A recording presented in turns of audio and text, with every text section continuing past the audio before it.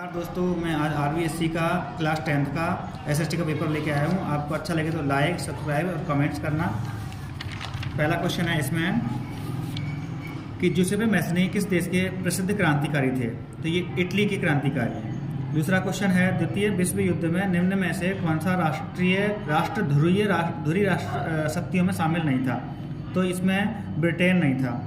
बम्बई में पहली कपड़ा मिल किस वर्ष लगी थी? 1854 में लगी थी पहली कपड़ा मिल। अगला क्वेश्चन है रामचरितमानस पुस्तक किसने लिखी थी? तो ये तुलसीदास जी ने लिखी थी। अगला क्वेश्चन है शब्द बेलम का अर्थ है, तो इसमें चर्म पत्र है।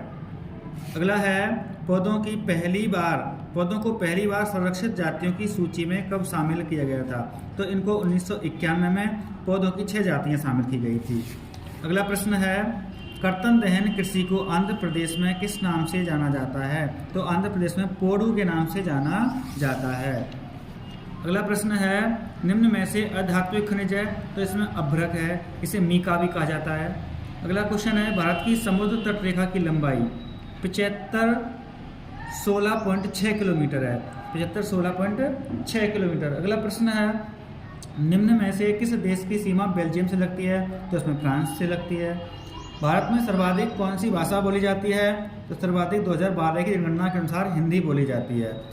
अगला प्रश्न है भारतीय संविधान में पुलिस किस सूची का विषय है या किस सूची के अंतर्गत आता है? तो ये राज्य सूची के अंतर्गत आता है। निम्न में से कौन सा दल राष्ट्रीय जनतांत्रिक दल का हिस्सा है? इसका मतलब एनडीए का हिस्सा है, तो भारतीय जनता पार्टी है।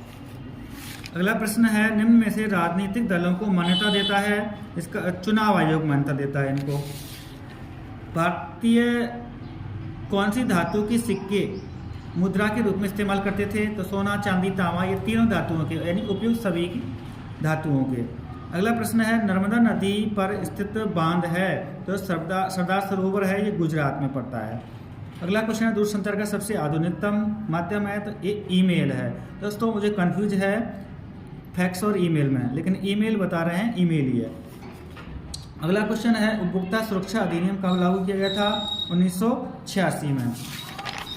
अगला प्रश्न है ये रिक्त स्थानों का है कि 1848 में एक फ्रांसीसी कलाकार जो है फेडरिक सारियू ने 4 चित्रों की एक श्रृंखला बनाई थी। किसने? फेडरिक सारियू ने। अगला है हीराकुंड बांध महानदी पर स्थित है। अगला है भूदान आंदोलन विनोबा भावे द्वारा प्रारंभ किया गया था। अगला क्वेश्चन है श्रीलंका में सिंगली भाषा अधिकांश लोग यानी बौद्ध बोलते हैं, इसमें बौद्ध धर्म के लोग बोलते हैं। अगला क्वेश्चन है प्राथमिक क्षेत्र को कृषि एवं संबंधित क्षेत्र को भी कहा जाता है। प्राथमिक क्षेत्र को कृषि एवं संबंधित क्षेत्र भी कहा जाता है। अगला है कि अंतर्राष्ट्रीय व्यापार या व्यापार का एक बड़ा हिस्सा बहुराष्ट्रीय कंपनी द्वारा नियंत्रित किया जाता है।